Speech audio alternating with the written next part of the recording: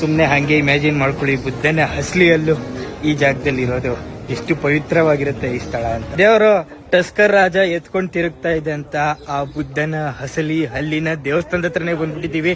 ಬುದ್ಧನ ಹಸ್ಲಿ ಹಲ್ಲು ಈಗಲೂ ನಾವು ಶ್ರೀಲಂಕಾದಲ್ಲಿ ನೋಡ್ಬೋದು, ಶ್ರೀಲಂಕಾದ ಈ ದೇವಸ್ಥಾನದಲ್ಲಿ ನೋಡ್ಬೋದು. ಅಲ್ಲೇ ಹೋಗ್ತಾ ಇದೀವಿ, ಇನ್ನೇನು ಬಂದೇ ಬಿಟ್ಟಿದೀವಿ. ಜಗತ್ತಿನಾದ್ಯಂತ ಎಲ್ಲೆಲ್ಲಿ ಇರ್ತಾರೋ ಬುದ್ಧಿಸ್ಟ್ಗಳು ಅವ್ರು ಎಲ್ಲರೂ ಬಂದಿದ್ದಾರೆ ಈ ಪವಿತ್ರವಾದಂತ ಸ್ಥಳಕ್ಕೆ. ಬುದ್ಧನ ಹಸಲಿ ಹಲ್ಲನ್ನ ಟೂತ್ ರಿಲಿಕ್ ಅಂತಾರೆ. ಆ ಟೂತ್ ರಿಲಿಕ್ ಇರುವಂತ ಜಾಗ ಇದೆ ನೋಡಿ. ಇಲ್ಲಿ ಗರ್ಭಗುಡಿ ಇದೆ.